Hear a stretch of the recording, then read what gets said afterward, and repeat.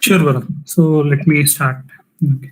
So I think like a majority of these folks, like so we have like four people from our company, like Sales Software Solutions. Okay. Okay. Yeah. So let me get started with the session. Okay. So myself, like I'm Pavan Kumar Aryaswamy. Like I work as a software architect at Sales Software Solutions.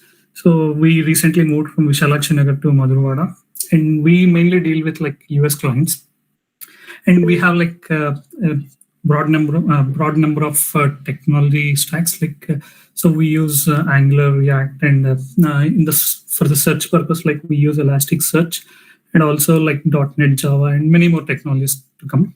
Okay, so in this session, like, so I would like to explain like what Elasticsearch is.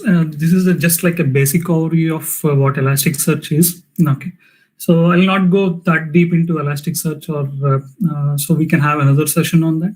So basically, like in this session, I just want to explore Elasticsearch data. I mean, Stack Overflow data with Elasticsearch. For that, like what I did is like I downloaded the dump of Elasticsearch, and then and also like Stack Overflow data. Okay, so let me get started. Like, so what is Elasticsearch actually?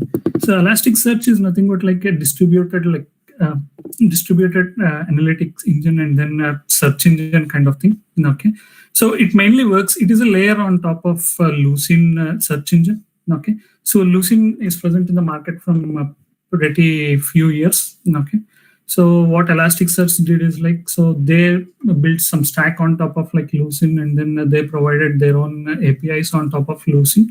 So basically, like Elasticsearch is a RESTful. So Elasticsearch interacts with Lucene using REST methods.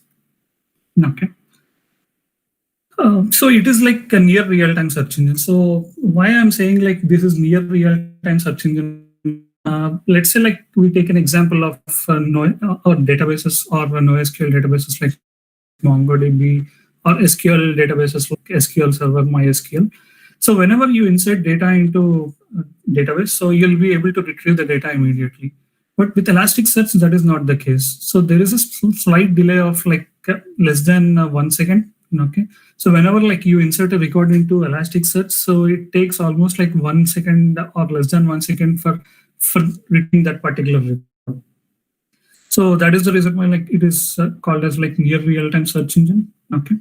So even I faced like some issues with this near real-time functionality, because like, so I was inserting the record, then and then immediately I'm just going to fetch the record, but unfortunately I'm not able to retrieve the record because of the near real-time thing. Okay, so this is distributed search engine. So what distributed is like, so we'll see it in the next slides. Okay, so this is all about like Elasticsearch. So Elastic Stack, ELK stack. So what ELK stack is like? So this is the ELK stack. Okay, so it has like a few of these components and all together clubbed, and this is called as like the ELK stack. So one part of ELK stack is Elasticsearch. You can see like, so Kibana is one, and then Elasticsearch, Logstash, Beats, and there is something called as XPack, and then Elastic Cloud.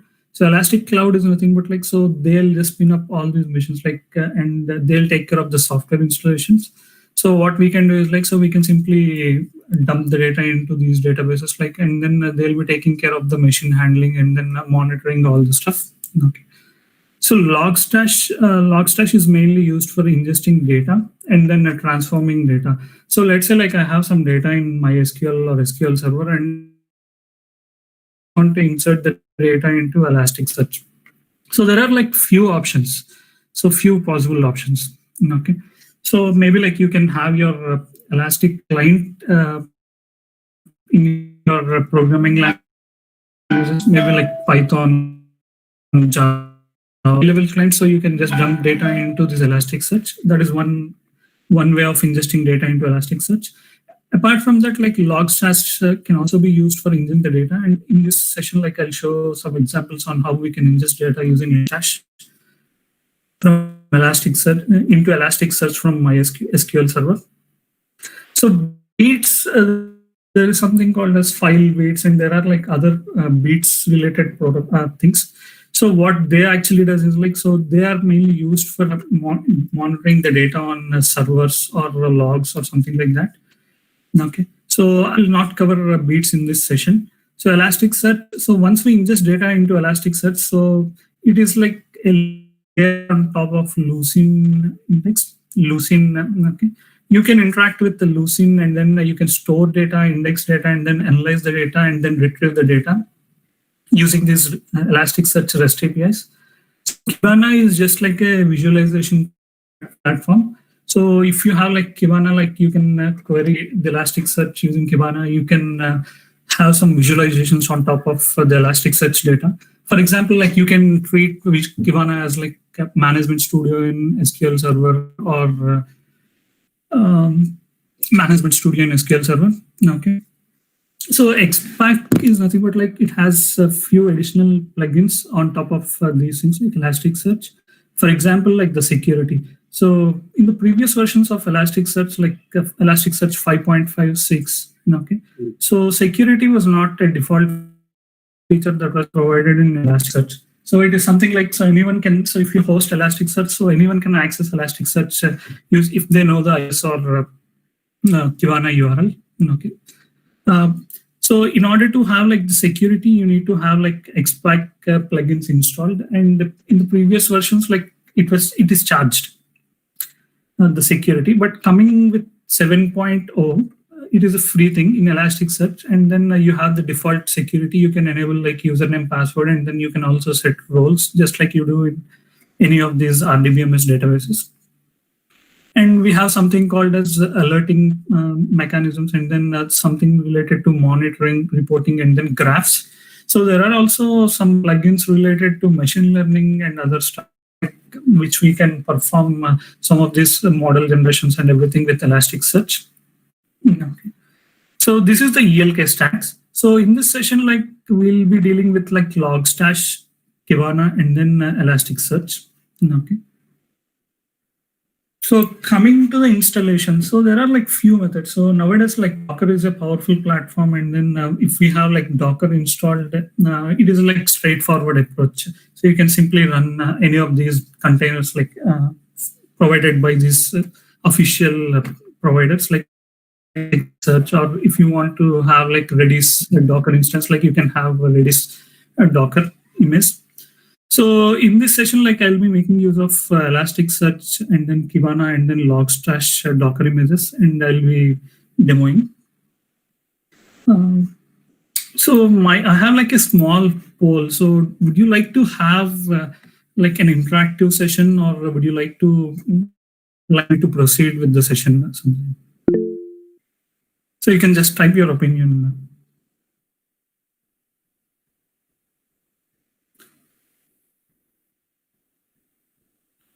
So have a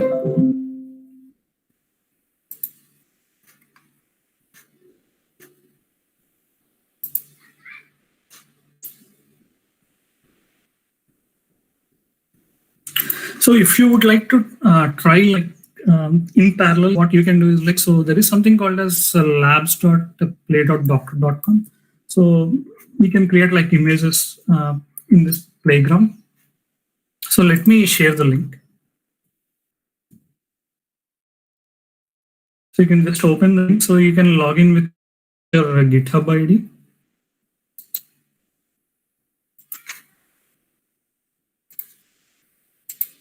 So it looks something like this. So what you can do is like you can you can log in with your Docker credentials.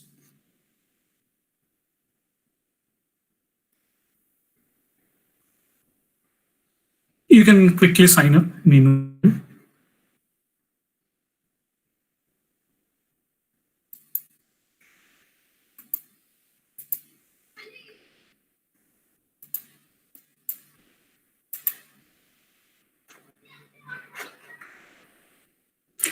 So for now, like don't worry about this Docker. So we are not going deeper with the Docker and these Docker images and containers. So for now, like we'll make use of Docker platform and then install this Elasticsearch, Kibana, and Logstash. Okay.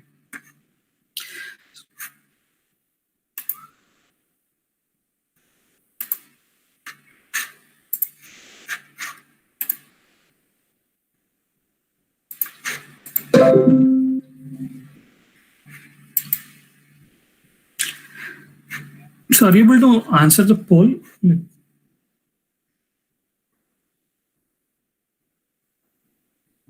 Yeah, I opted for it's okay.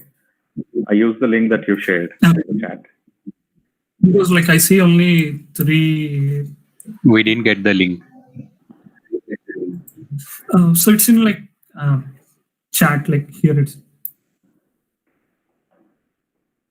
Yeah, now we have.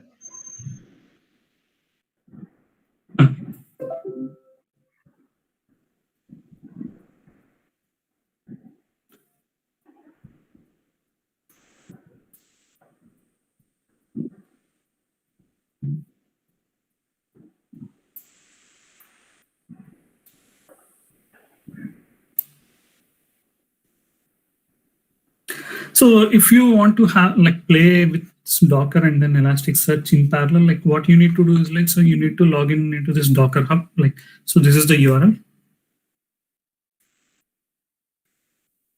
So you need to have a Docker account, like so you can quickly create it.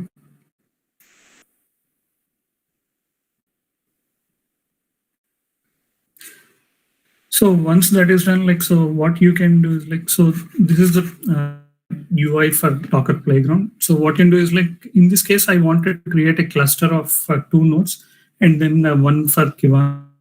So I'll create like 3 instances.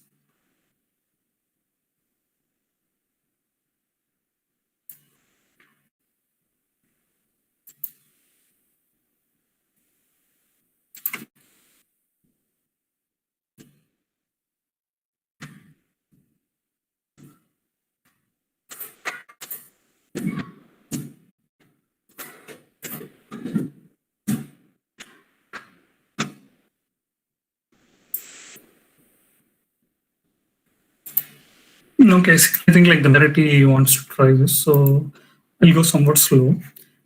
So were you able to like register with the Docker Playground?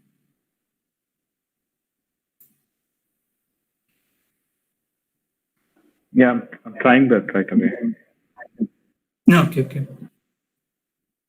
So it is good to have like a Docker account. So nowadays, like everything is on Docker. So it is better to have an account now.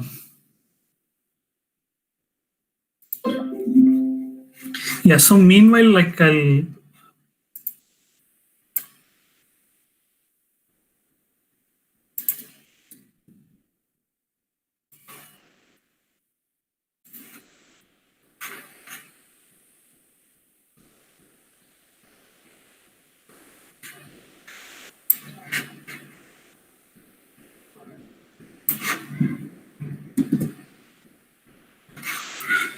So meanwhile, like I'll post these commands so that can be used, and I'll also explain like how to use them.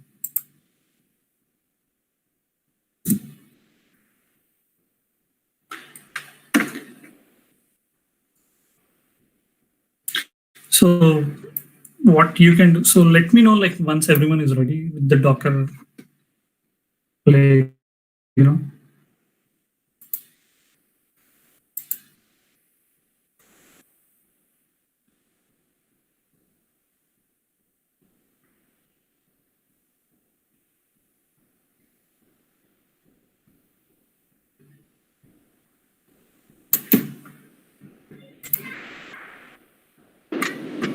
Meanwhile, can I ask you a question? So what you, yeah.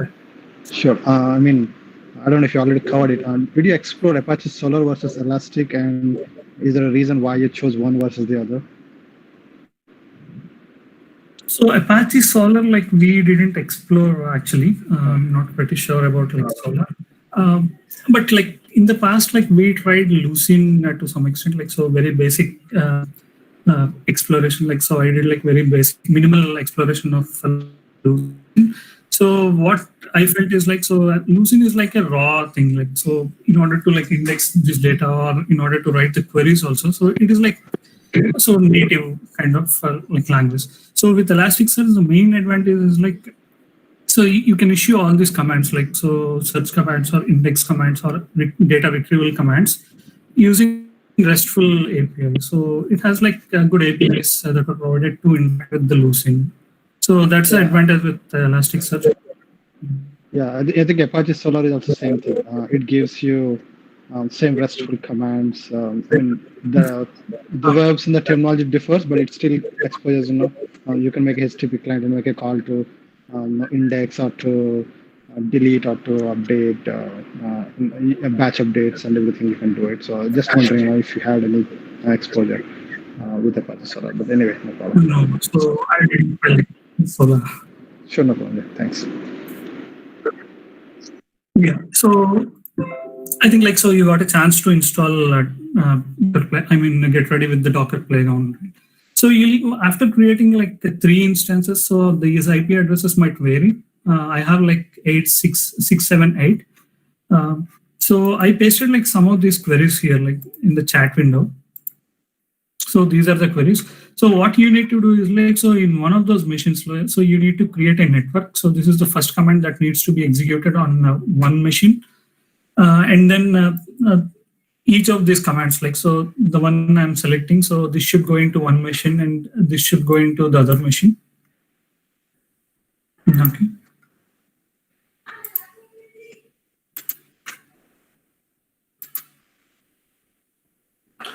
So let me paste a complete.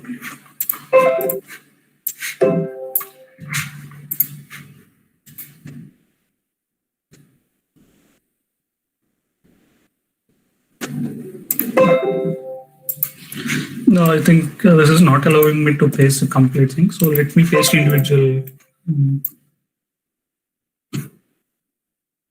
So this particular command, so this is going to create a network so that these Elasticsearch instances can communicate internally.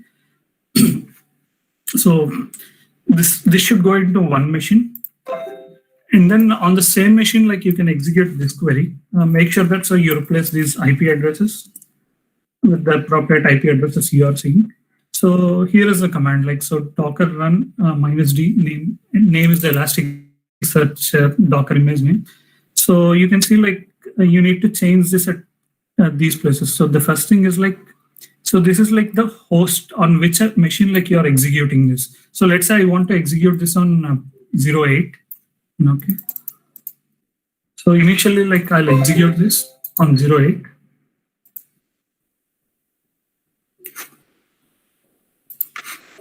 And then so this is my thing.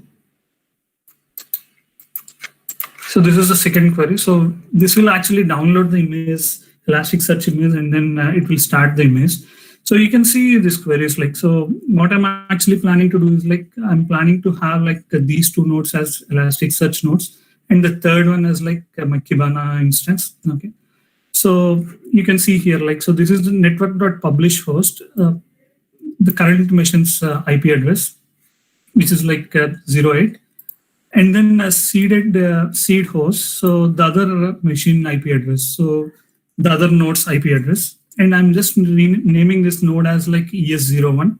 So my other node name will be ES02. Okay.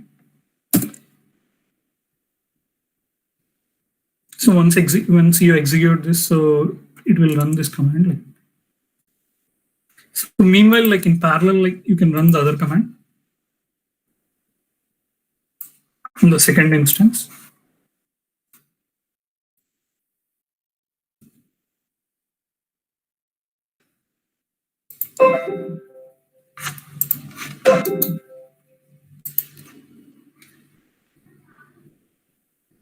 So here you can see this is my host. I'm just executing this on 07. So this is my host, and then I'm trying to connect to the other instance Elasticsearch instance, and this is my other machine's IP address. So these are my node names.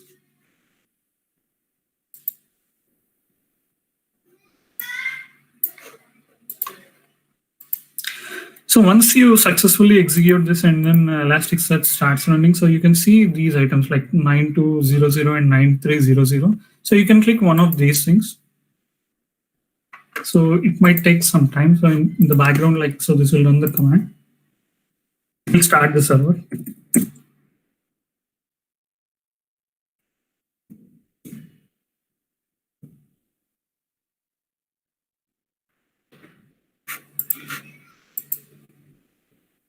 So you can see So this is my node 1, so which got started, and this is the cluster ID, and this is the cluster name. So let's see like what is the situation on my second machine. Yeah, so even the second instance got started, and it joined the same cluster, like Docker cluster. So now let me install like Kibana on other machine.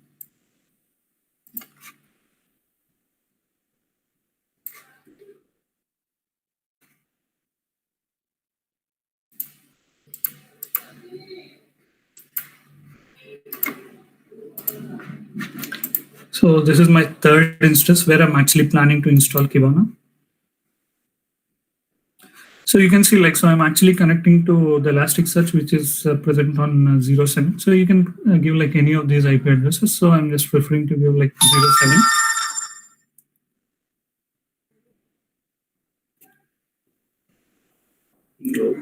So here, like you're not required to give the network.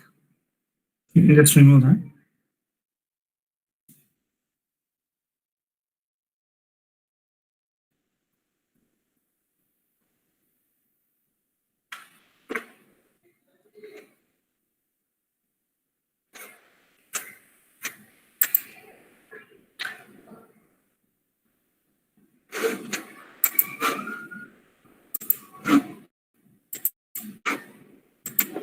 So any questions with installation?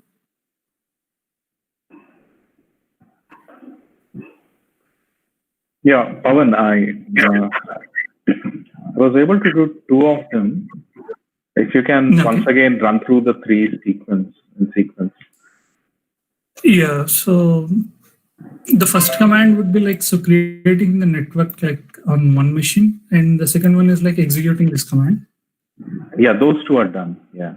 So in the second one, I gave the IP address of discovery seed host would be the first IP address, right? Then the network one. And then the second change is the public host. That's the second change, which is the current machine IP address. Yeah, those 2 are done. What is the third command? So the third one is like Kibana. So I was actually mentioning, right? So in the Elastic stack, like we have Beats, Logstash, Kibana, and also like Elasticsearch is. So these are all like all together, like they form like Elastic Stack. So Kibana is mainly like if you use SQL Server, you have Management Studio, right? So where you can query the data, and then it's like UI where you can interact with Elasticsearch. Okay. And also like you can create some visualizations on top of it. So if you don't install Kibana, so the thing is like, so you need to issue all these RESTful commands via Postman or curl requests. So that is the thing. Okay, Kibana is a UI on top of this. Yeah. Got it. So this is Kibana. So if you see, so this is my local instance.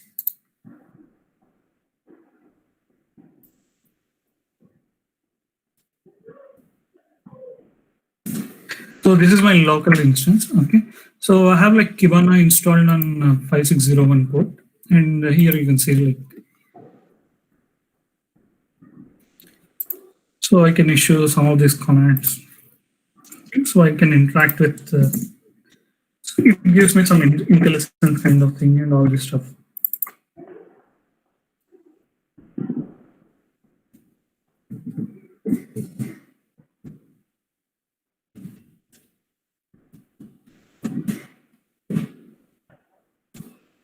So this is like you can see, right? So I'm getting all the implicits and everything. So that's the advantage of like Kibana. So there are like other options also available. Like you can do some kind of monitoring, and then you can also have some visualizations on top of it. And there are like few other options. I'm not sure why I'm not seeing them. So like machine learning and all other stuff. Yeah, here it is like machine learning. So that is with Kibana.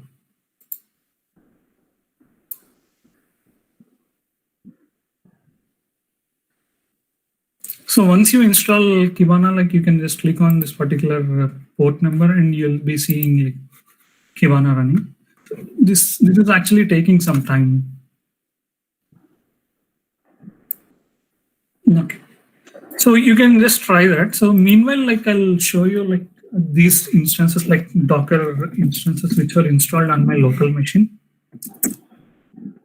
So I have like two images running. Like one is Elasticsearch and the other one is like Kibana. So I'm running a single node server on my local machine, and not a multi-server node.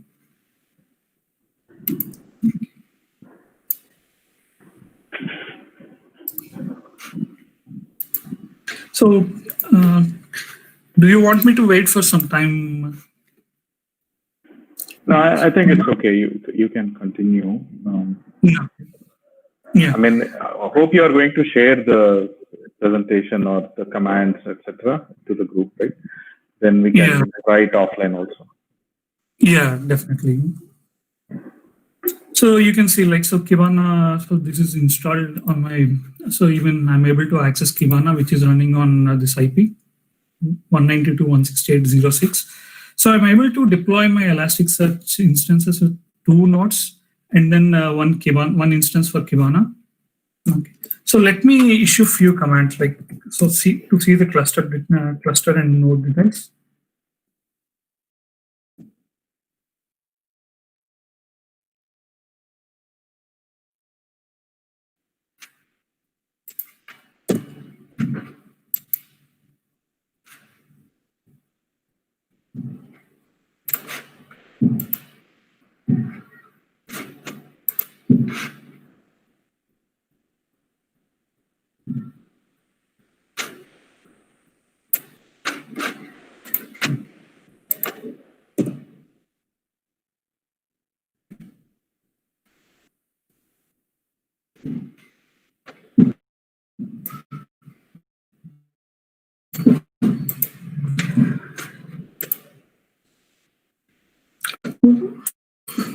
So there are like few indices, so basic terminologies that are associated with Elasticsearch. So all the data that we actually store. So let me relate this to a relational database, relational databases. So let's take an example of a database. In my case, let me take an example of Stack Overflow database. Okay. So this is my database. So each index is actually corresponds to one of these tables, and each record in this particular table. So let's say like I'm querying for one particular record in the post table. So this is actually one document. So this corresponds to one document in Elasticsearch. So it can be considered like document is nothing but like a record in RDBMS. And then an index. So an index can be almost considered something like a table. Okay. So an index actually contains all the data related to all the similar data related to one table, or we can also have like data related to group of tables, but we need to have like joins and everything. Okay. So an index is nothing but like the data. It is actually represents like one table in RDBMS. And then we have something called as a shard. So I'll just draw a diagram.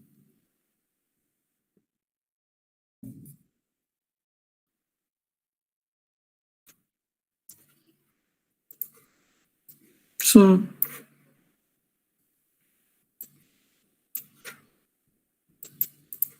this is my cluster.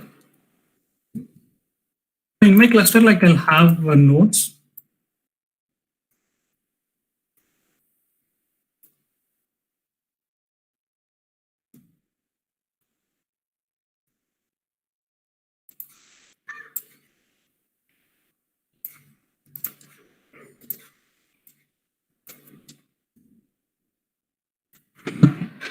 So each of these nodes, so they together like all together, they are called as a cluster. Okay.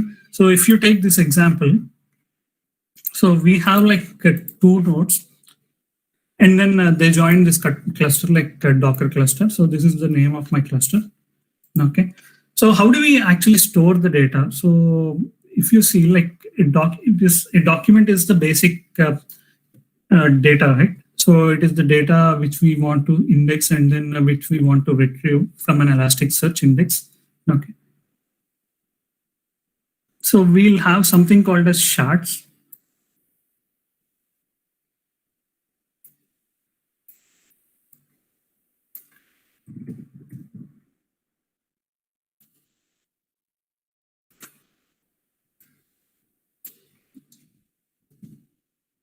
So shard is nothing but like it is like it is a loosened index. Okay. So what a shard does is like, so it contains all the data related to an index. So let's say like I have an index. Oh, this is my index. Okay. So let's say this is my post index. So this contains all the Stack Overflow posts, questions and answers. Okay. So what I did is like, so I just wanted to split this particular post index into multiple nodes. So let's say like I have almost like 10 GB of data. So my first node, it is almost like 5 GB. It has like a space of 5 GB, and then the second node has a space of like 5 GB. Okay. So I cannot like, but my post index has like almost 10 GB of data. So simply I cannot put all the data, 10 GB data into single node. So in this case, I need to have like multiple nodes, right? So again, like in each of these nodes, so we'll again divide this particular index into shards. So I'll let you know why we actually divide it into shards in the next slides. Okay. So, but you can consider something like this.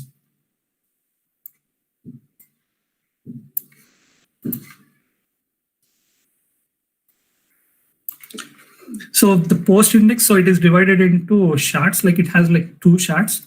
So basically, like let's say we have like 1,000 documents. So 500 documents, they go into one shard, and another 500 documents, they go into the second shard. So this is the basic architecture of an Elasticsearch. The base thing is like cluster. Inside cluster, we'll have nodes. And then each of these indexes, again, they're divided into shards.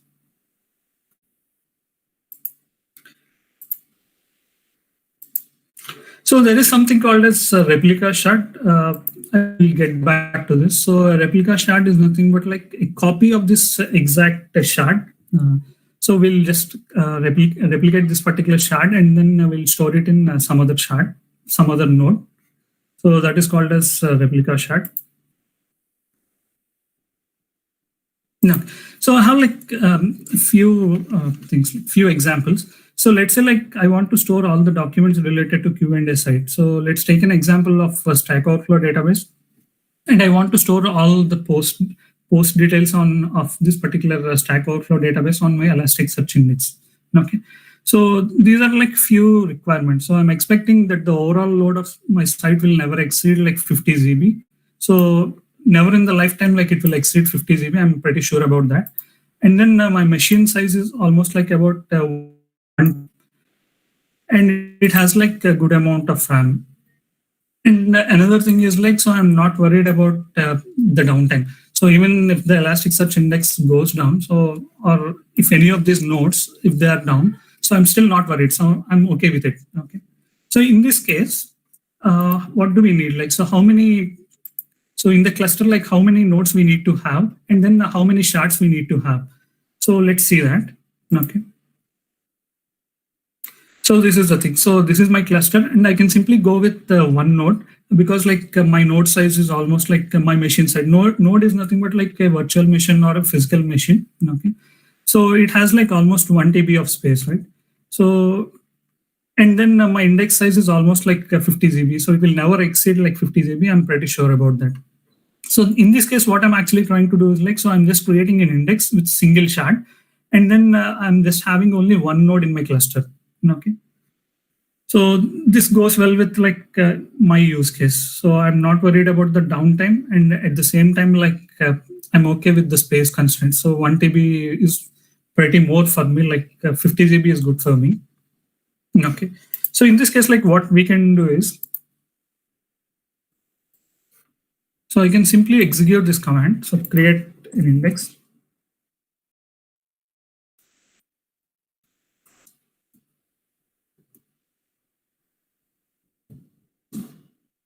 So I'll just have a test index.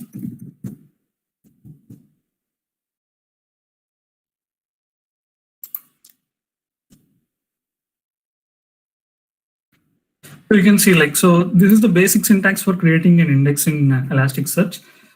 So what I'm actually trying to do is like, so I'm just issuing a put verb, and then I'm just giving, this is my index name, like test index. So once I execute this command, like I got a message from Elasticsearch saying that it is acknowledged, and then the shards acknowledged, and the index is like test index. So let me see what this index is like, how it actually looks like.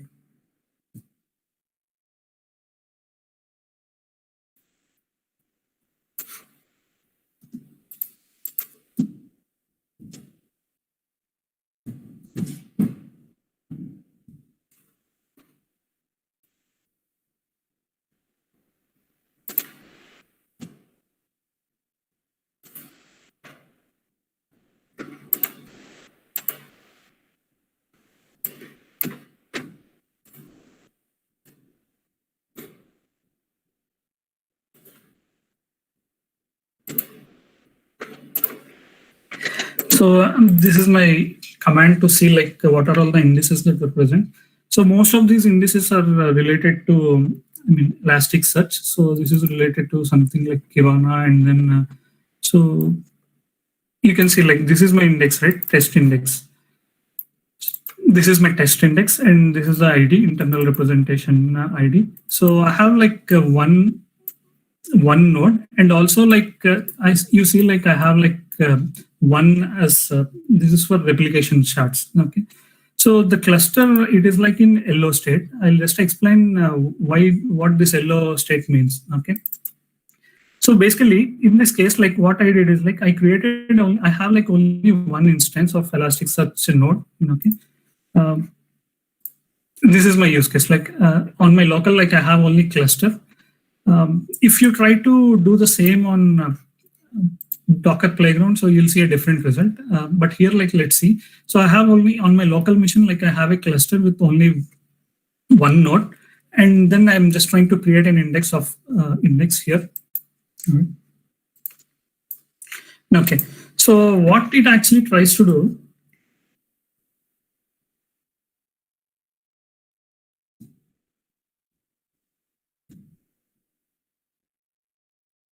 So you can see like the index definition. So I didn't specify any mappings or aliases. So we'll get back to mappings sometime later. So you can see like the number of shards were like 1, and then the number of replicas were created as 1. Okay. So this is the default configurations that was provided by the Elasticsearch when we create an index with this syntax. Okay. So what it is actually trying to do is like, so it is actually creating an index with one shard. And at the same time, like it is trying to create it is trying to specify like it needs to have like one replica for this shard. But ideally, so I have only one machine, right? I have only one node. So in this case, what is happening is like, so this particular shard is getting created on my node, but this particular replica, it is not getting created. That is because why do we actually use replica? So let's say I have like this shard and I have all the data, right? So I don't want to lose any data, and I just want to have like a zero downtime. So what I'll be doing is like, so I'll be specifying a number of replicas as with some number. And what it does is like Elasticsearch will internally create a replica of this particular shard. So it is something like this. If I have a shard and if I create like a replica, if I specify a replica, and then if I have like more than one node, so this what Elasticsearch does is like it will actually create shard on one node, and then it will try to create a replica on the other node.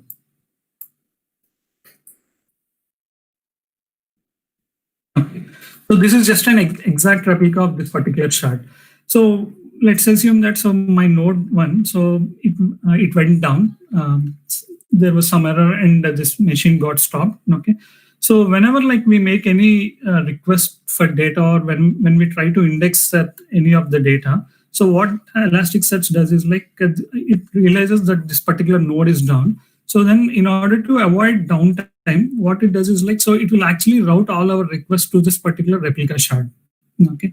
So because like we have the exact data replicated in this particular shard, so we'll have like a zero downtime. That's the advantage of like replica shards. But in my case, in this case, like I have only single node in my cluster, and at the same time, like at the same time, just specifying like number of replicas as 1, right?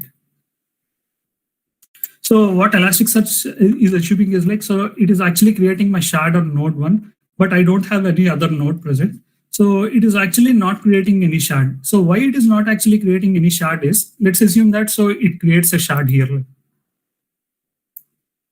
Okay, so this is exactly the same replica. So if this node goes down, okay, so all the shard as well as the replica shard will be down, right? So in that case, like there is no point of creating a replica shard. It is just like duplicating our data, right? So that is the reason like Elasticsearch is not creating any replica shard in my case, where I have only single node. And that is the reason why like my cluster, so you see like yellow for my cluster. Okay. So what I'm supposed to do if I want to make this as a green. So what I can simply do is like, I'll just create this particular index. In the settings, I'll specify these properties. So number of replicas. So I don't want to have any replicas because I know my cluster has only single node. So number of shards. So default, like we are supposed to have one shard. So I'll execute this. So let's see like indices. So you can see, okay, so this is the test index 1. And now you can see the status is green because like I didn't specify any number of replicas, as my replica count is 0. So that's the reason. So now let's try to see these queries like in cluster environment. Okay. So here I'll just try to create index. So like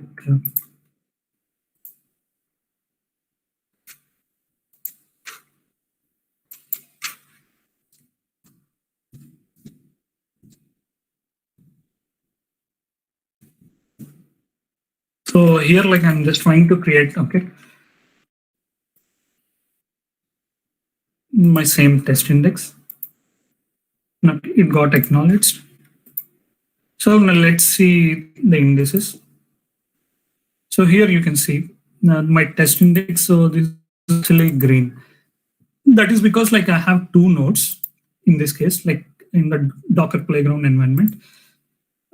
So one node will have my primary shard and the other node will have like the replica shard. So that's the reason why like the index status is green here. Okay.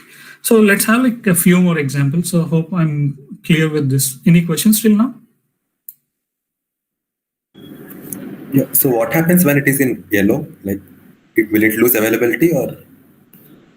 So actually it is giving us a warning. So it is something like, so your cluster is in yellow state. So maybe like you need to add a node, extra node in order to make it green. And then these settings like the replication settings comes into the picture. So it is just a warning. So it will not actually throw any,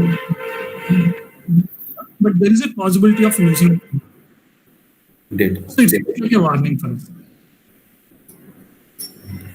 Well, so this is my thing. Like, so here you can see I'm not worried even if my site goes down, and that means like even if Elasticsearch goes down, I'm not worried. So in that case, like I'm okay to go with like a single node approach. So usually like in the dev environments, like we'll go with a single node approach, or in cases where like we can easily get the data back. So mostly for the dev environments. So in prod, like it is I mean suggested to have like a more number of nodes. So this is my other scenario, like the same exact scenario. So in this case, like even I have like 50 GB of data. So I'm sure that it will never exceed like 50 GB data. So and my machine size is almost like 1 TB, and it has like a good RAM. So this time, like I have a problem. So I'm actually worried about the data. So let's say like if I lose the data, so I'm just worried. So I don't want to lose my data, or I want to have my site up and running, even if one of those nodes is down. Okay. So in that case, like we can go with like this approach, like second approach. So I have like two nodes. The primary shard, it sits on node 1, and then the replica shard, it goes into the node 2. Okay. So So ideally, like if we want to have at least like replication available, then we need to have more than one node present. That is the basic thing. So we saw some of these commands. Okay. So we also saw like how we are supposed to make the status to green. So even in this case, like even though it is green, so that doesn't mean that we'll actually will not have any data loss if the node 1 goes down.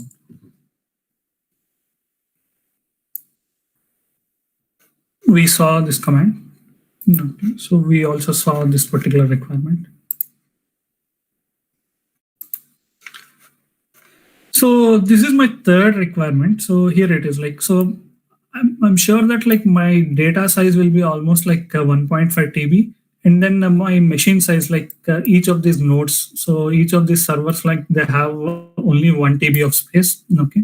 And each of these machines, they have like a good amount of RAM, okay? So I don't want to have like any downtime. So in this case, like how am I supposed to distribute the data? Okay, so now comes like the need for multiple shards, okay? So let's say we went with this approach of creating only one shard and then one prime and one replica shard. Okay. So at the time of development, what I did is like I'm not aware of my workload, and then I went with the default configuration. Like I created an index with this particular command. Okay. So what Elasticsearch does is like, so it created an index with one shard and then one replica. Here you can see. Okay, so that is the default configuration from 7.0. In the previous versions, what it used to do is like it used to create like 5 shards. 5 is the default number for sharding in previous versions. From 7.0, it is like one shard. Okay, so what I did, so I started with a small application in production, and I never expected that my my application will become that popular. So what I did is like, so I went with the default index, and then I created one shard and one replica shard. But my application is gaining good attention, and then drastically, like the amount of data that is supposed to be indexed, it increased. Okay, so each of my nodes, like it has only 1 TB. So after certain days, it crossed my limit. Like the data exceeded 1 TB limit, and now let's say it is like 1.5 TB. So what happens in this case? Okay. So I have like 2 nodes, and I have like only one shard and then one replica shard. Okay.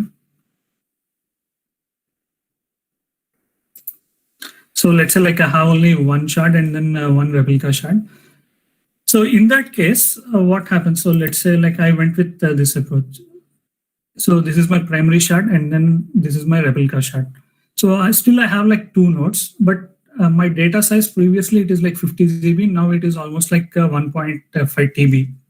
So this exceeds my node size, right? So obviously, like I cannot fit all the 1.5 TB data into this particular shard, single shard, right? So then my application fails. That is a problem. So in that case, like what I'm supposed to do? So can I just go with another configuration? Like let's say I want to have like 2 shards. So here I'm explaining, right, previously. So this is my post index. So I have like almost 1.5 TB of data. So each of these machines is like 1 TB.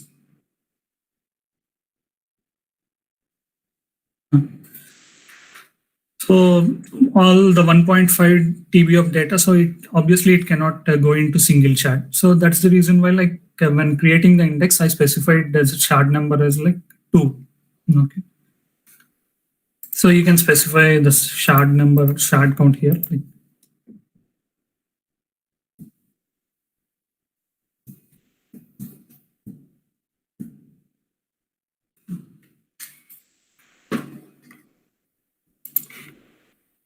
So this is the way, like you can specify number of replicas and then a number of shards.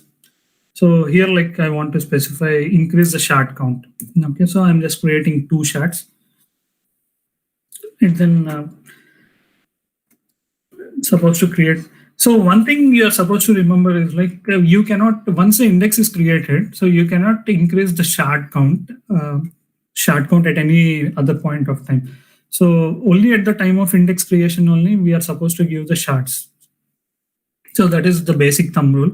So that is the reason why, like when we are actually creating an index, so we are supposed to see into the future and assume like, so whether our application will get this much of data.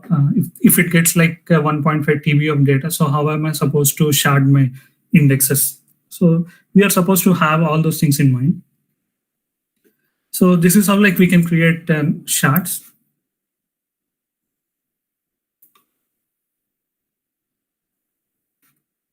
Okay, so I created a test index 2 with the shard count as 2. So let me see my indices. So this is test index 2, right? So it has like 2 shards. Okay. So let's see like if 2 shards will suffice my requirement or not. So my requirement is something like this. So I have like 1.5 TB of data, and each of these nodes has like 1 TB of data. I want to make sure that we'll not have any downtime, but I'm okay to take the minimal chances of downtime. Okay. So here, like when I say like I don't want to have any downtime. So that specifies that I need to have replicas created. Okay. So let's assume that, okay, this is my thing. So I have like 2 nodes, each of 1 TB, and then I created 2 shards. I'm assuming that one shard will occupy 750 GB and the other shard will occupy like 750 GB. Okay. So I also gave the replica count as 2 because like I don't want to replica count as 1 because I don't want to lose any of this data. So what happens in this case? So does this requirement of having a replica and then 2 shards suffice my requirement? So let's see that. Okay. So let's assume that shard 1, it occupied almost 750 GB, and then shard 2, it occupied like 750 GB. As I specified, like replica count, it also tries to create like replicas. So this is my shard 1, right? So shard 1 replica will be created on the other node, that is node 2, and the shard 2, which is present on node 2. So its replica will be created on this node 1. So replica nodes and primary nodes will not stay in the same node. Replica shard and primary shard, they don't sit on the same node. Okay, in this case, okay.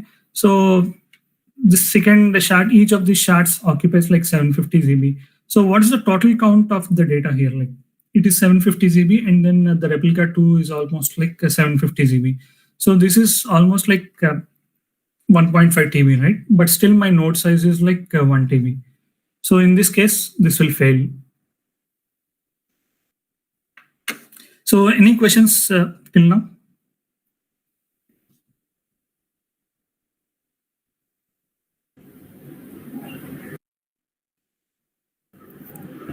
Is replica used to serve load as well? Like, is it just for redundancy or is it also used to serve load, like requests? Yeah, it will be also used for serving the requests. Okay, so is this consistent system or this available system? Like, what happens when replica dies? So there is nothing like replica dies. So let's assume that this is the case, right? I mean, the node crashed. Yeah. So in this example, like if the node with the replica crashes, obviously like you'll have the primary node with the same data. So the request will be handled by the node 1. And then your cluster will turn into yellow. Okay. So meanwhile, like you can make sure that So this is an available system. Yeah. So this is an available system. And I hope like you got this scenario. So where we have like 750 GB distributed among 2 shards and then 2 nodes. So this doesn't work out because like the total size of replica and then the shard is almost like 1.5 TB, and then my node size is like 1 TB. Okay. So let's see like if I can divide my index into any other combinations. Okay, let's take this combination. Okay, so I have like 3 nodes created. Okay, So each node size is like 1 TB, 1 TB, and the third one is like 1 TB. Okay. So the primary shard, it goes into first primary shard. So I divided my shards into like 2 shards only. Again, in this case, I just increased one node. So 750 GB into first node, and then another 750 GB for second shard. It goes into second node. So now I'm supposed to create replicas, right? So here the problem is that replicas doesn't have like enough space to be created. We are left after creating the primary shard, like we are left with only 250 GB. So in order to avoid that, like I'm just seeing if I can add like a third node. Okay. So primary shard, it occupied like 750 GB. So in this case, let's say like I have third node, its size is like 1 TB again. So again, this will fail because so it is actually trying to create both the replicas on node 3. So because like it doesn't have enough data to create on node 1 and also on node 2 to create these replicas, right? So, but still, like if we see node 3 has only 1.1 TB, but each of these replicas size is like 1.5 TB altogether. So that data doesn't actually fit into this third node. So obviously this will fail. So this will work out like if I increase my node size to 1.5 TB approximately. So this is another case. So let's see like if I can divide my, if I can have like any other shard combinations. Okay. Yeah, so this is like the third case where the same scenario like 750 GB and then 1.5 TB overall index size. So I divided like the 1.5 TB indexes into 2 different shards. So primary shard on node 1, second primary shard 2 on node 2, and then node 3 replica 1, and then node 4 has replica 2. Okay, so this actually works out because like the Elasticsearch will actually try to just add these nodes into these servers.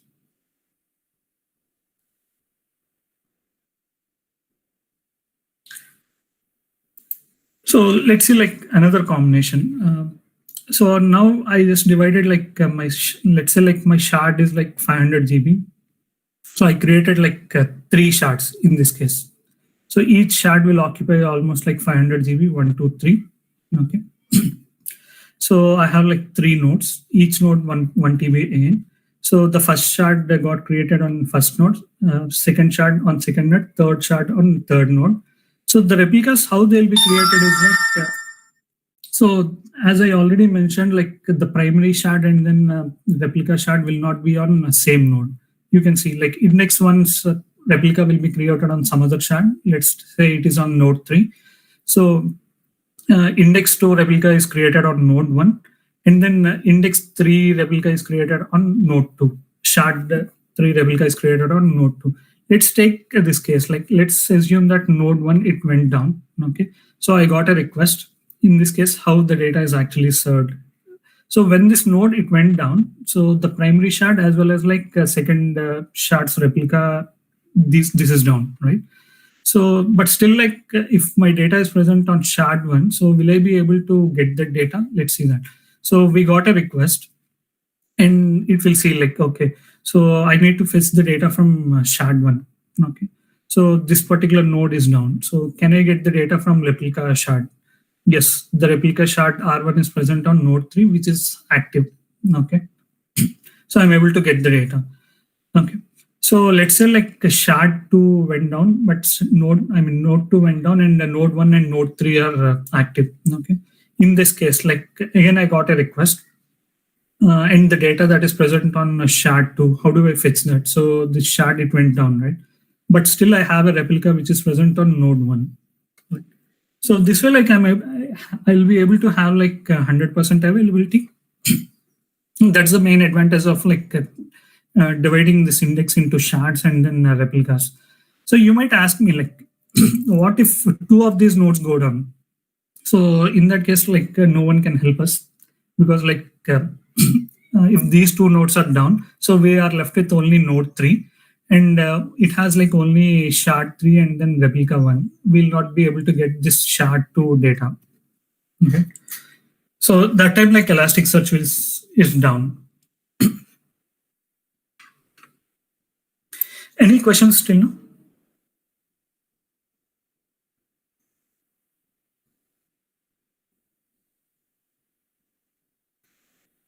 Okay, so let's see like how we can index some data using like some Python client. Okay, so you can see like, so I have this particular cluster that is present on Docker Hub.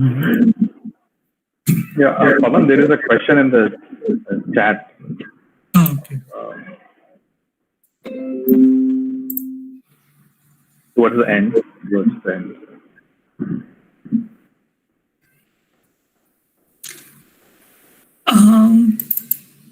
So Solar, as I mentioned, like Solar, I never explored it. Elasticsearch, so the main advantage of Elasticsearch is like it is based on top of Lucene. So Lucene is something like raw. If you want to query or if you want to index, based on so if you go with Lucene, so it will be a bit difficult. Like, so I mean the querying pattern, if you get used to that, so it will be okay. But initially, like the learning curve is somewhat steep for Lucene. Whereas for Elasticsearch, so what they did is like Elasticsearch is nothing but like it is a layer on top of Lucene. Okay, so with Elasticsearch, so they provided some of these RESTful APIs, which you are seeing like some of these APIs. I'm able to issue these commands, right? So that's the advantage with Elasticsearch. So if you ask me, like I'll say that it is better to go with Elasticsearch.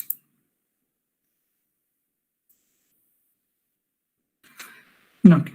So hope I answered your question. Yeah. So let's go with the second thing. So I know like I'm running out of time. So is that okay? Like, so to continue? Bharat? Yeah, I think let's take a poll, till what time everybody is willing to stay. Yeah.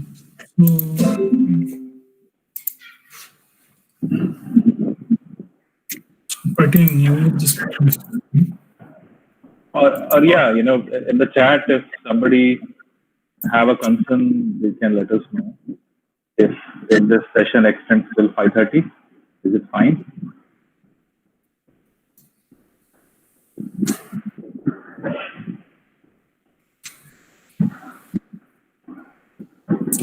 Yeah, so what I'll try to do is like, so I'll go with the data ingestion part. Okay, so using Logstash and then Elastic high-level clients. Yeah. So this is my Elasticsearch cluster present on the Docker Hub, right? So I didn't actually install Logstash or Logstash here. Like I just want to index the data using the Python file. So I have like some Python sample file. So this is my data, sample data. So these are like 500 questions from Stack Overflow. Okay. So I just have like these 500 questions present. And then this is my Python file. So I'm just trying to, I installed like Elasticsearch package. And then I'm just specifying my URL like Elasticsearch URL. So this will be my Elasticsearch URL.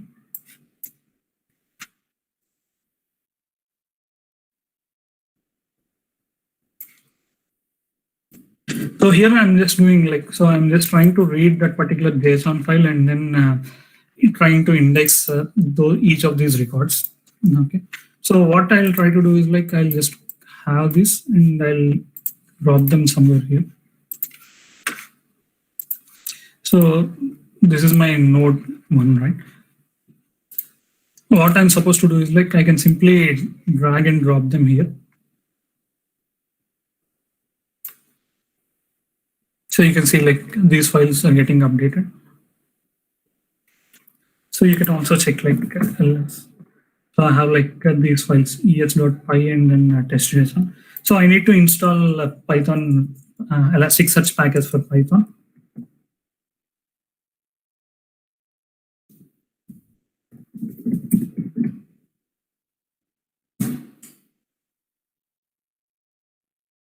Okay. And also, if you see like, so here, like I'm just specifying my index as like test index. So let's see like if I have what are all the indices present on my machine. Yeah. So I don't have any index with that name. Uh, So for simplicity, like I'll delete this existing index.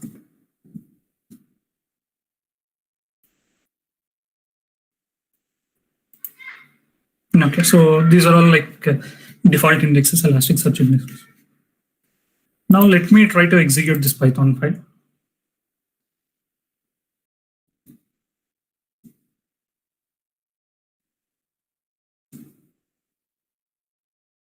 So you can see like the data is getting created. So now let's see like the indices list. So you can see like I have in index created like test index. So here like I specified that name. So by default, like if we don't have an existing index, so Elasticsearch will create an index with the name which we provide. So that's that way like it created this index. So now let's see like how many documents I have. So this is my index, right? So I can issue a get command. And my index name is test.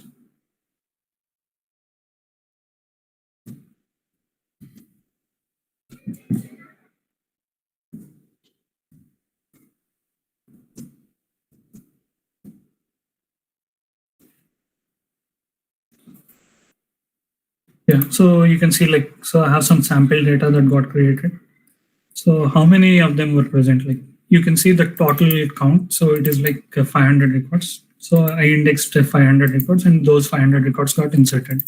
So this way, like I'm able to insert all the data into Elasticsearch using a Python file. So this is one way of ingesting data into Elasticsearch. You can use like any high-level clients like Python, or you can use like your favorite languages, so .NET, PHP. So Elasticsearch has like clients in almost all the languages. So this is one way of ingesting the data. So let me also try to show you the other ways of ingesting the data. So I'll also try to ingest some data using Logstash. So initially we saw, right, in the Elastic stack, so we saw what Kibana is and what Elasticsearch. Now let's see like what Logstash is.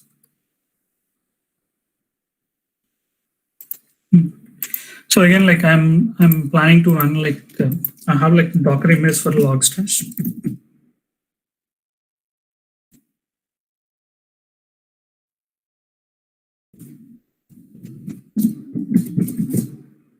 So you can see these are my images. So I have an image for Logstash.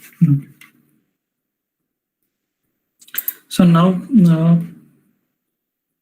so Logstash, I'll explain that.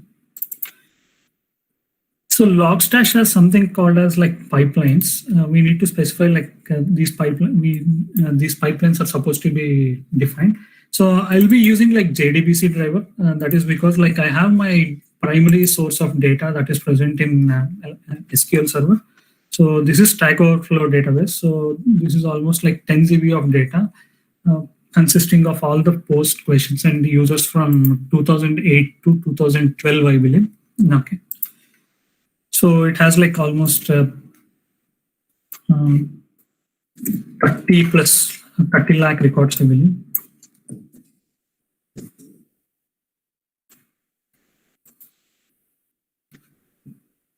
So see, like it is taking like almost. So I just want to explain like one of the advantages with Elasticsearch in comparison with SQL Server, okay, or any other RDBMSs or. So what I did is like I just executed a count of star from post table.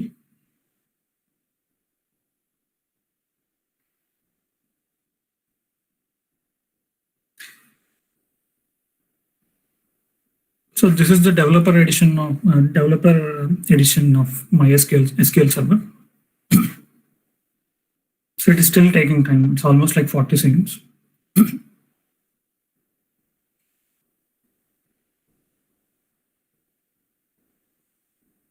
And we are not making any network calls. So this is on my local machine itself.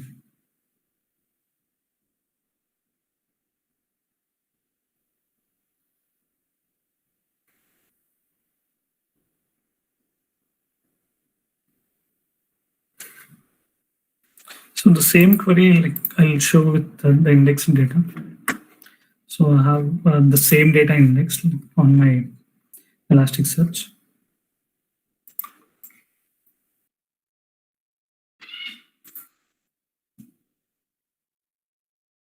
So this is the index name, and then I just want to get only the count that is present in this index. So you can see this is the number, like ones, tens, hundreds, thousand, 10,000. So it has like 37 lakh records. 37 lakh posts were inserted into this Elasticsearch data. So, and I got all the data from SQL Server. It is still run.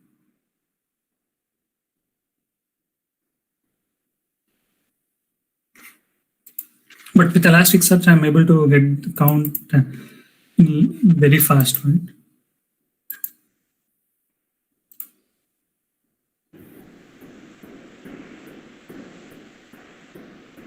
Can you tell us why it is fast? Like how the data is represented on disk, making it fast? Why is SQL slow? Why is this fast?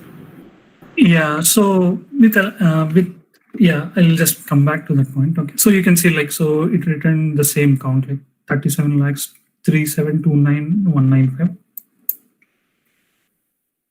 So there is only one record difference, because might be like I deleted that one record. So not only this count query, so there are like other queries. So this is what I'm actually trying to do. Like I'm trying to get all the posts where body like this thing. Okay. So now I'll just show you like the log stash thing. Okay. So as I mentioned, like I have all my SQL data, all my post data, like Stack Overflow data present on SQL Server. Like you can use some MySQL or any of your favorite databases, like PostgreSQL. So if you see the configuration for this log stash file, so I'm using like JDBC driver. So I'm just specifying like what is the jar file related to this JDBC driver, and then the class name. And also like I'm specifying like my SQL Server instance connection string. So you can just ignore this. Like when I'm trying to call SQL Server, which is present on my host machine, right? So here goes like our IP address. Like so this is the connection string for database, and any usernames and passwords, like database usernames and passwords. And what is the query like you want to execute? Like, so here, like in this case, previously, like last night, I think like I indexed almost like all the data using this query, select star from Stack Overflow posts. So now for this example, I'll simply show you only top 500 queries. Okay. So this is the input format, and then the output format. So in the output, like I'm just specifying like where exactly this data should go. So it should go into Elasticsearch, and then what is the host name for my Elasticsearch? So I think this is redundant. So if there are like multiple nodes, you can specify like multiple nodes. So in this case, on my local, I have only one node, right? So that's the reason why like I'll be specifying only one host name, and then what's the index name? So let's see like if we have that index already present or not.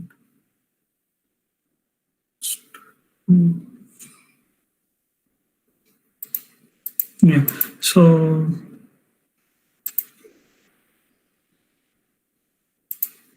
yeah, so Stack Overflow top, so that is not present.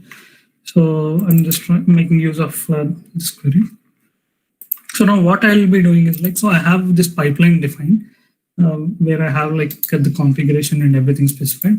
And in one of the files, like I have my JDBC jar file. Okay.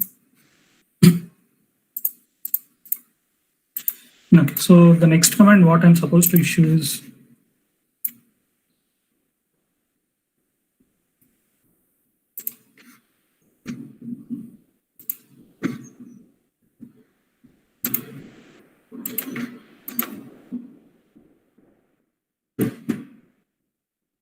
so this is my command. So you can see like docker run -it. So I'm just trying to run this particular log stash image. So if you want to go with like a traditional way of installing all the Elasticsearch, Kibana, and then Logstash on your local machine, like that should be fine. Because but I here like I'm just using Docker. So you can see like the same network, and then this is for mounting my volumes. So it is something like, so a Docker image is nothing but like you can, Docker container can be treated as like a virtual machine, okay, for simplicity of, for sake of understanding, okay. So I want to copy these files. So I have like this lib folder and then the pipeline folder, right? So I need to copy these folders onto my instance, like a Docker container. So for that, like what I'm supposed to do is like I'm supposed to mount my volumes. So so PWD is nothing but like current directory.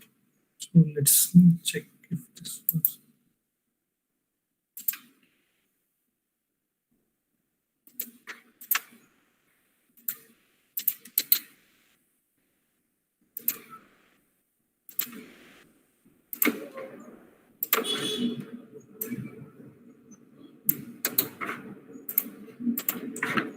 So this is my current directory, my sessions, right? So I have these logstash related files in the demo folder. So this will be my Docker command. PWD is nothing but like a current directory. So which is nothing but my sessions. And then inside that, like I have demo folder and then a lib folder. So you can see like this is demo folder and inside that, like I have lib folder. So in the same way, like I'm just mapping it to this particular folder on Docker container, logstash container. So in the same way, like I'm also mapping my pipeline folder into this folder. Let me make sure that I'm just having like top 500. Yeah. So I have like top 500. Right? So now let me execute this.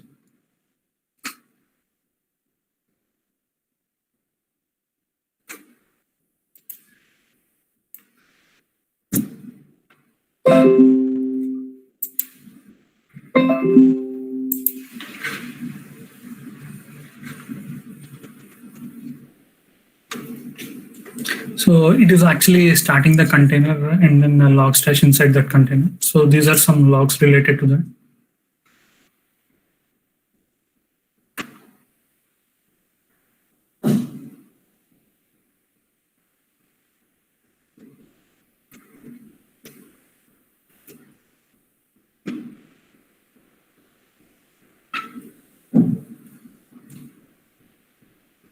So you can see like in the logs. So my pipeline was successfully executed, and then after executing like logstash, it's shut down container. So you can see like how the data got inserted. Like with simple command, like one SQL statement, I'm able to ingest all the data into SQL Elasticsearch. So let's see like whether we have the data or not. So this is my index name which I gave, right? Stack Overflow _ top. You can execute the same. So you can see the count as 500. Okay. So now we can execute any of these queries. Like, so there are no results or something like that. So this way, like we can ingest like data into Elasticsearch using Logstash. So Logstash has not only JDBC plugins, like it has many other plugins. So we can integrate, like we can read like any logs. Let's say like I want to ingest all my Elasticsearch IIS logs into Elasticsearch and then analyze them. So I can simply specify like Logstash plugin in this way, like using respective input sources. Okay. So this is a sample. So this way, like we ingested data. So we saw two examples. One is like the Python example, and the other one is like using Logstash. So any questions till now?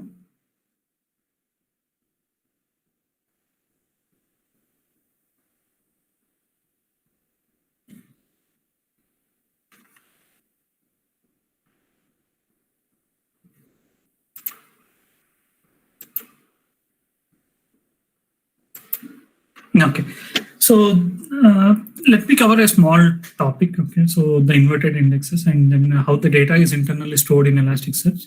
Maybe after that, like we can stop it for today, and then maybe we can continue the same session next week. Okay, so I ingested my data, right? So now I have like this is my Stack Overflow _ top data, right? So it has like almost this particular index has almost like 500 records. So you can get the count in this way. So this is my index, right? So let's see my.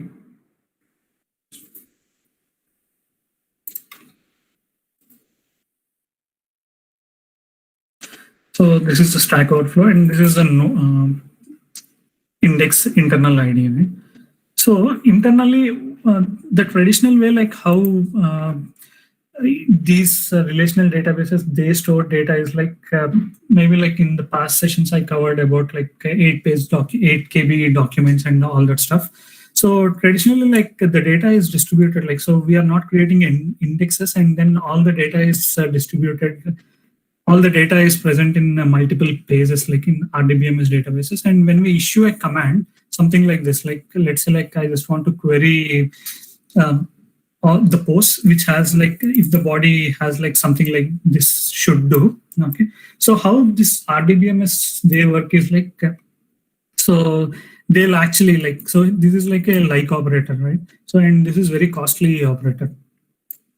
So what they actually do is RDBMS databases is like let's assume all the data. So our data is distributed something like this.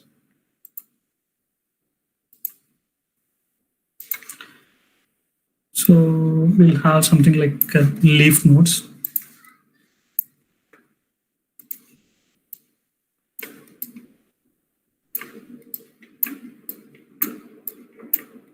So this way, like we'll have one record here, record 1, record 2, record 3. So this way, like how many records I have? Like I have almost like 37 lakh records, right? So all the data will be present inside these pages in the leaf nodes. Okay. So when we issue a command, so how SQL Server or MySQL fetches data for us is like it will actually go through all these databases. Okay, and that is really a costly operation. So going through all this document. So it is nothing but like it is traversing the entire data in order to fetch the data for this query. Okay, so if I execute this, so it is actually reading all the data that is present on my SQL Server for this post table. Okay, so Elasticsearch on the other hand, like it works in a different fashion. So internally, like Elasticsearch makes use of like inverted index. So an inverted index can be considered something like this. Okay. So let's say like I'm indexing the data something like this. So winter is coming, ours is the fury, and then the choice is yours. Okay. So what an internal inverted index looks like is, so this is my document, right? So this gets divided into the terms, frequency, and then the document ID. Okay. So the term, so let's say like winter is coming. Okay. So this gets divided like, so they'll be present in the dictionary or something. You can assume it of a dictionary, something like that. Okay. So winter. Okay. So this is one term. Okay. So frequency, how many times it is getting repeated? One time. So what's the document ID? 1. Okay. Ease. So, okay, ease. So frequency for this document, initially when I inserted this document, the frequency will be 1 and the document will be 1. So same way like coming. So when I insert like the second document, again, like we came across ease, right? So what it does is like inverted index. So for this particular ease, so it will increment the frequency count, and then also it will increment this ID count, document ID. So this way, this is like inverted index. So let's say like in the traditional databases, let's say I want to query for ease. Okay. So what am I supposed to do? I'm supposed to traverse through each of these documents and see if ease is present in all these documents or not. But in Elasticsearch, that is not the case. So once the data is indexed, so I have like inverted index present, and I'll go through like, let's say like I want to query on ease. Okay. So it will actually traverse through this particular inverted index, and it will see for the term match. So I have like ease. Okay. And then what's the frequency? Like, let's ignore the frequency for now. So on what documents this is actually present? 1, 2, 3. So with minimal number of data reads, I'm able to identify like what documents has like ease, right? So that's the main advantage of like inverted index.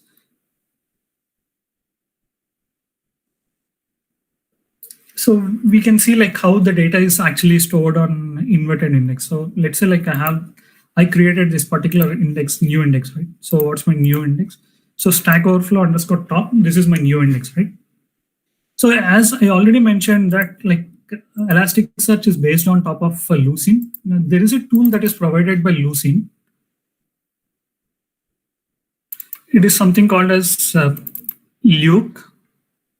So previously, like this is a separate project, but as it is gaining like more popularity, like they included Luke as a part of Lucene itself. So I can simply execute this bat file. So this is already. So I want to inspect the data that is present on my index here. I want to see the inverted index. Okay. So this is my Stack Overflow top, right? So this is the ID of my index, like internal represented ID. So I can go into the data folder. So you can see like this is my data folder.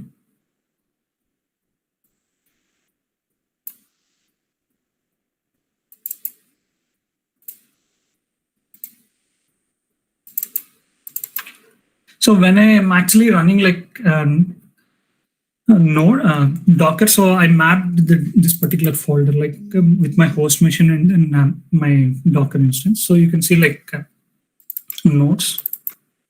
So you can see like multiple indices that were present here. Like, so these are all like different indexes. So you can see like almost like 14 indices are there. So all these are my indexes. So I want to inspect this Stack Overflow underscore top, right? And this is my index name, OTB0. That is my index name, OTB0. Yeah, so this is the index. So you can go into this folder, and this is how like this is the internal storage of like all the data that we index. Okay. So so now I want to inspect like the data present inside this index using this tool. Like so, this is a beautiful tool. So OTB0.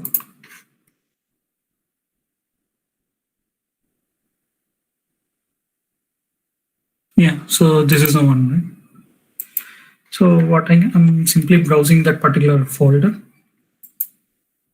and here it is. So it has like, so this is my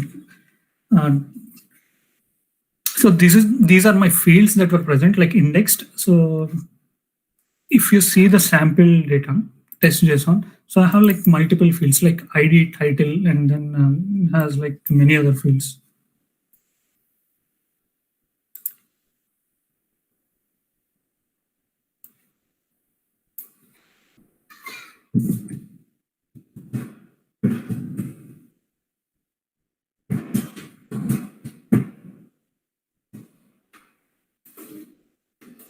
So this is one document.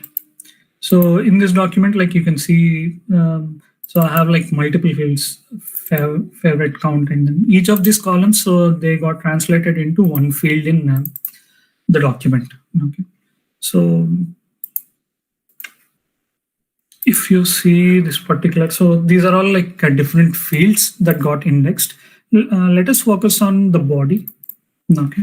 So I want to see all the top terms that are present. Okay.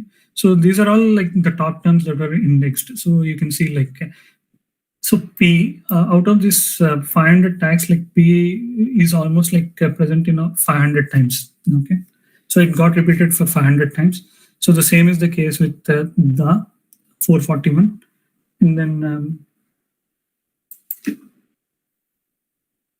let's see the top 250 items. You can see like, so let's think of this enwikipedia.org. So it is present almost like 26 times. Okay.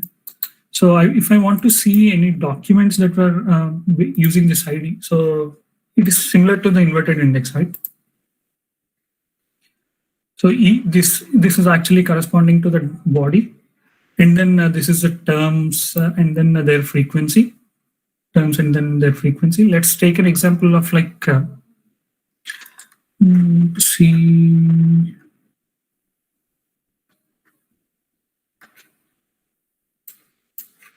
Okay, Okay, let's take an example of this function. Okay, so function is a keyword which is almost present in 44 documents. Let's browse all these documents. Okay, so it has I can browse for almost you need to browse something like this.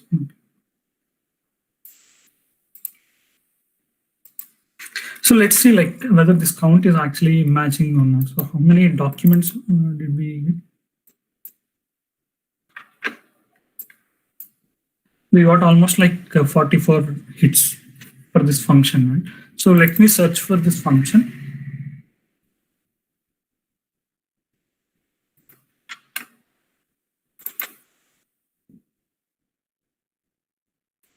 So I'm querying on body, right? I want to query on function.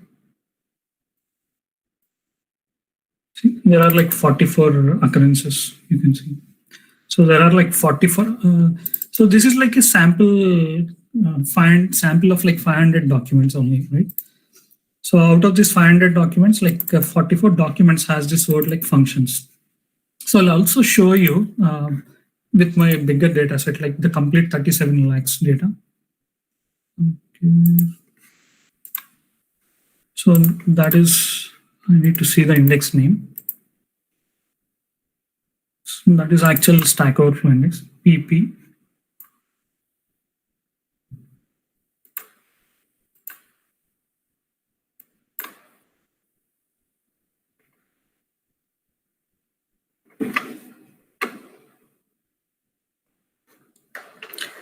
See, we have almost 37 lakh records, and then number of distinct terms were ones, tens, hundreds, thousand, 10,000 lakhs, 10 lakhs, almost 1 crore so and so. So also, if we see the body, I'm just seeing top 250 terms.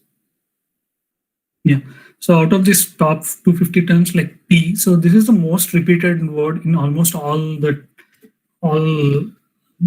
body tags. Okay. And then let's see if we have any unique one.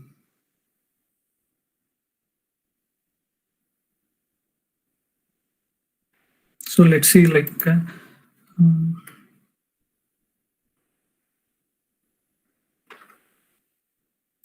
just take this version. There are almost 8324 plus hits. So simply I'm just searching with the version, right? So it is something this is my actual data set, 37 lakh records.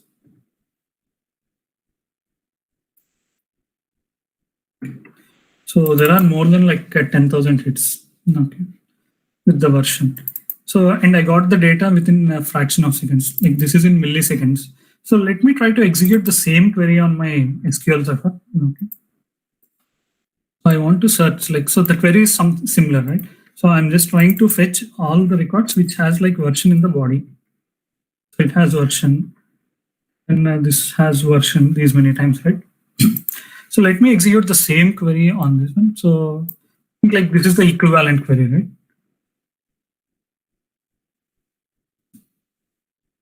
So body, I'm just checking all the words which has version. So let's see how many seconds it will take actually. So it is still executing.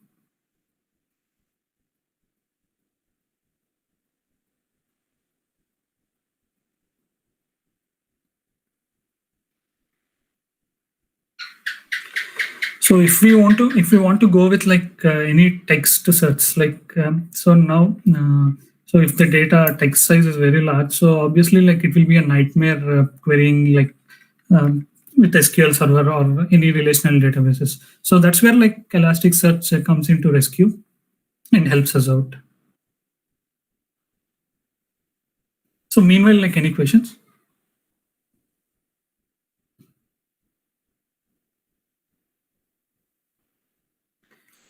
So you can also see, so I'm using my personal laptop, okay, and then it has 32 GB of RAM. So on the same laptop, I have SQL Server instance and also Elasticsearch instances.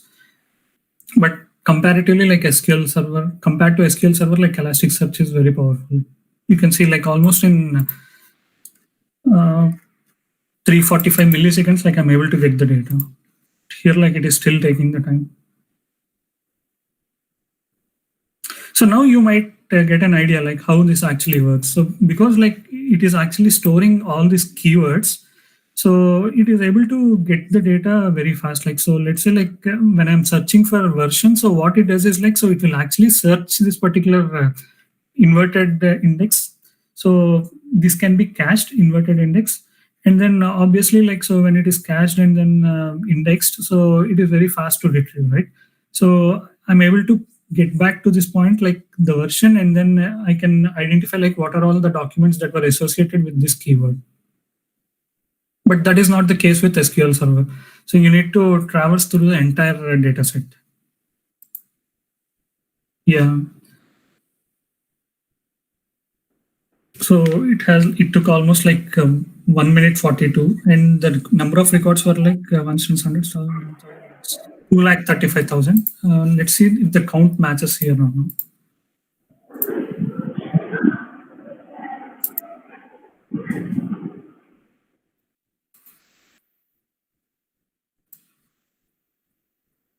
So there is a slight difference, like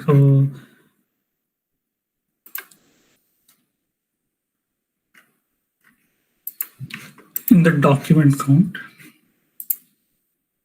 That might be because I'll just show you. I'll take a sample.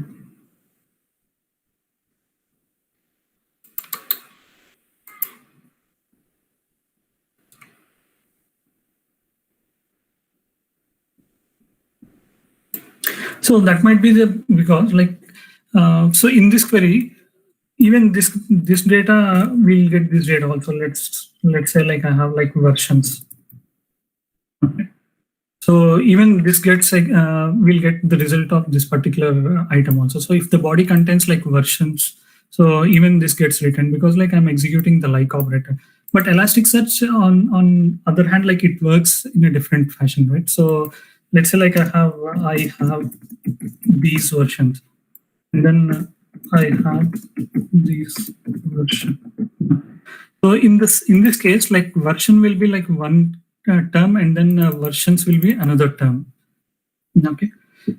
So that's the reason why like the count is a bit different, but probably that will be the reason. You can just try it. So any questions till now?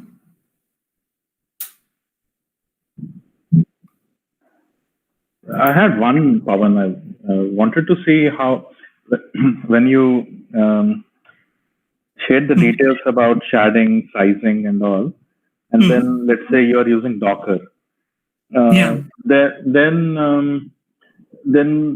you have to do the right sizing on your Docker containers also, is it? Usually, yeah. So I need to do the right sizing on my Docker containers also.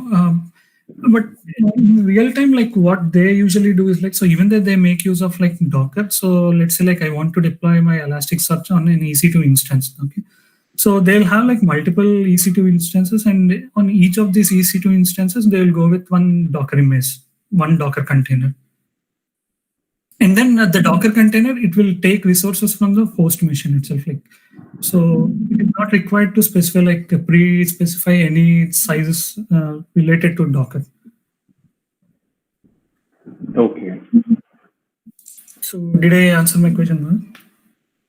Yeah, I get that.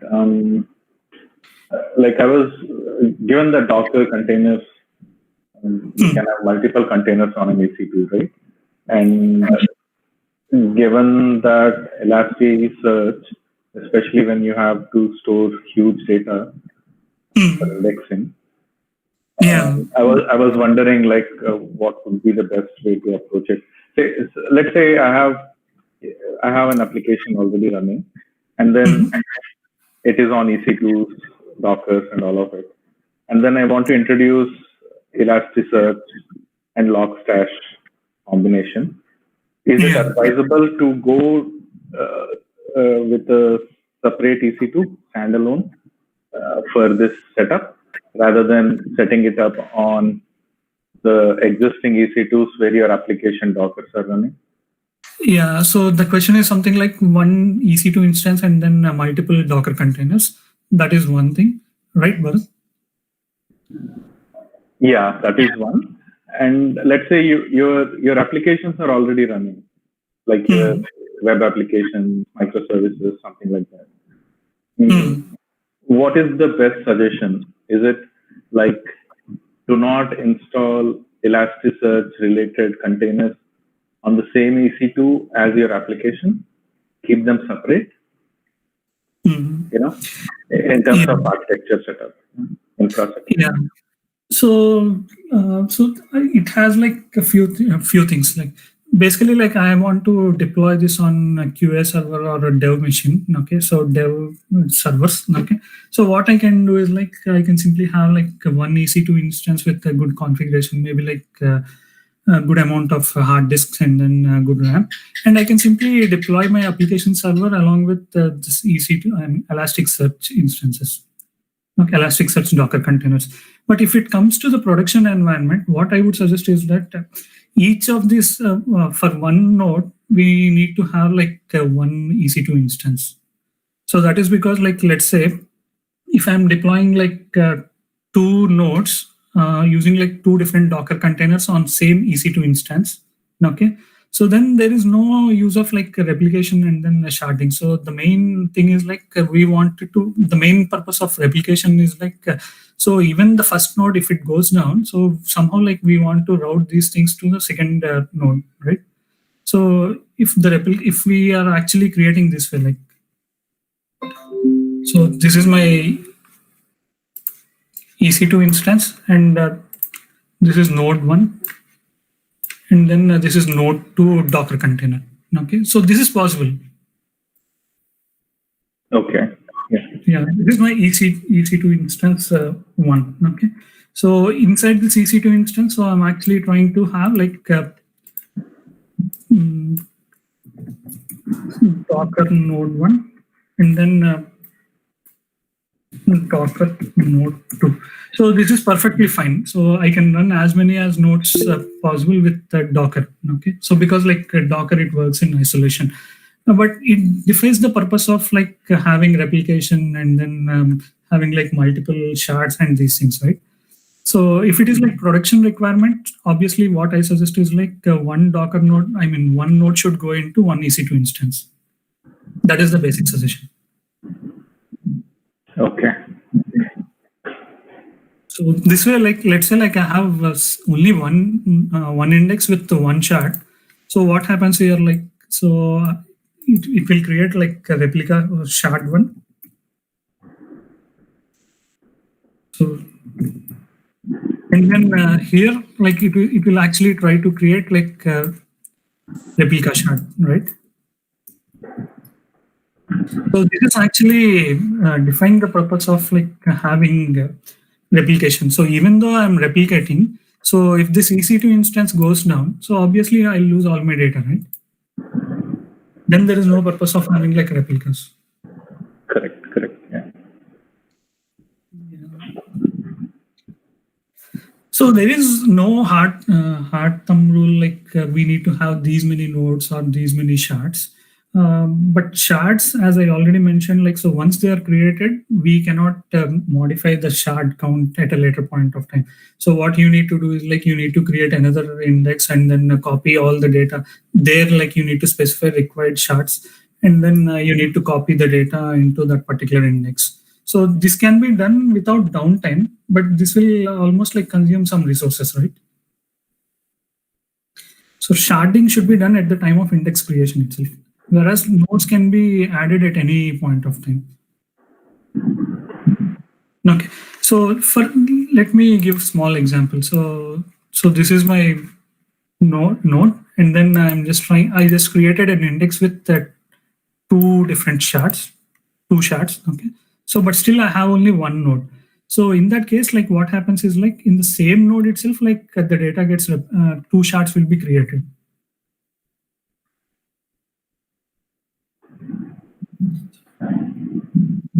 So any questions?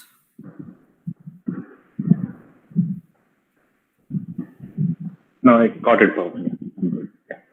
I have like many more slides, almost like so. I went only up to like half of the presentation, and so maybe like next week we can continue this session from this point. Is that okay? So till now, like what we saw is like how to index the data, and then how do we actually configure this Elasticsearch cluster shards and everything, and also like an overview on how the inverted index works.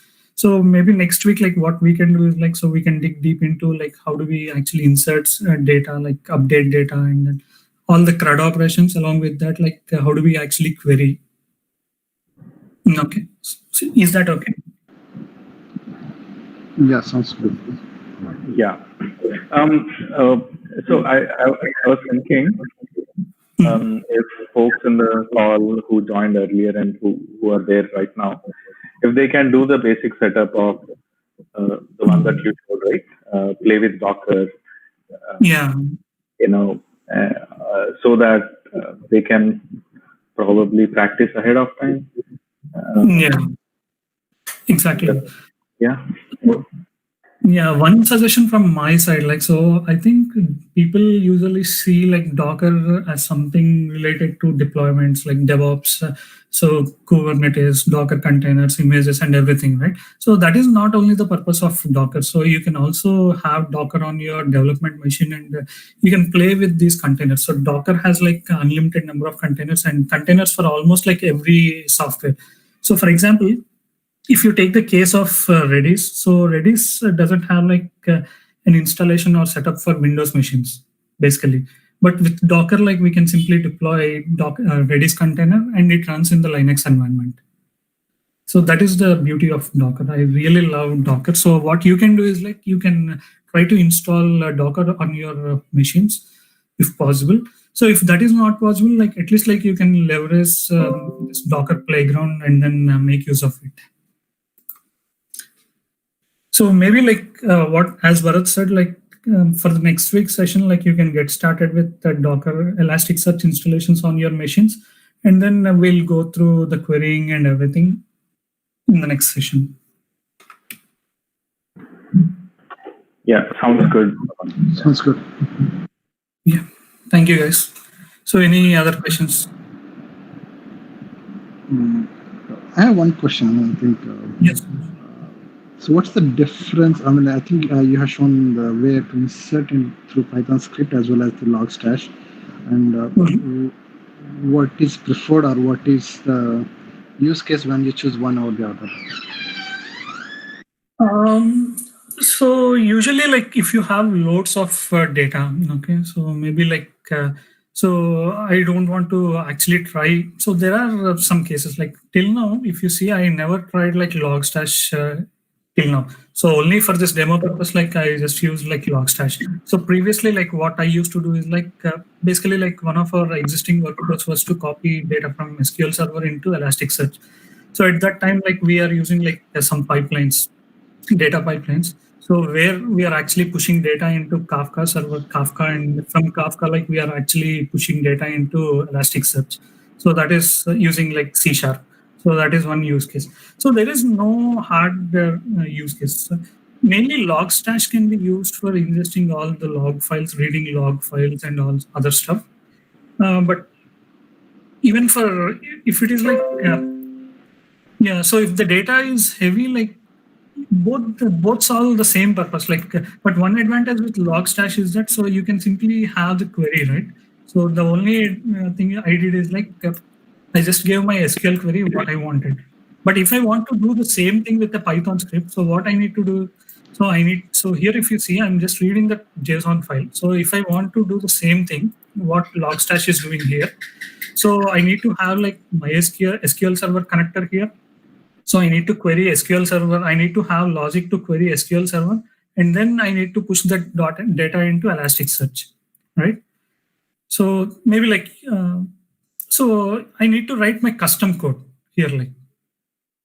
So if you want to have like more customization and you want to massage the data, like let's say like you want to transform the data you want to take the data from SQL Server and then transform it into some other format and then finally push it into Elasticsearch, then you can obviously go with like Python or C# or any high-level clients. If you simply want to have like SQL commands like this and want to push the data from SQL Server to Elasticsearch, then I would prefer like Logstash. So did I answer your question, Suresh?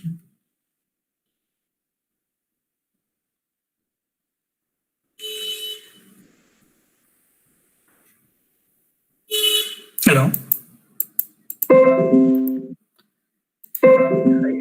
Yeah, I think it dropped. Yeah. So these are all like a different ingestion pipelines. So there are like other tools also. Like if we take Kafka, like Kafka has like connectors for Elasticsearch.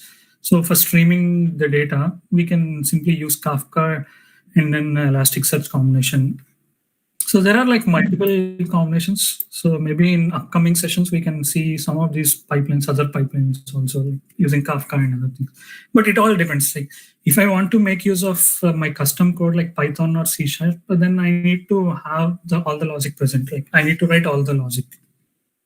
Whereas that is not the case with Logstash. But with Logstash, like I cannot do everything. Like so, if I want to have like custom scripts, so maybe like I want to take this particular record and then perform some other transformations on that record and then insert the final transformed data. So then I'll go with like my Python file or C# file. Yeah, sounds good. Okay. Thank you. Yeah, thank you, Suresh. So try Elasticsearch. So it is really good. Like so, you can just. I'll point you to one of these databases like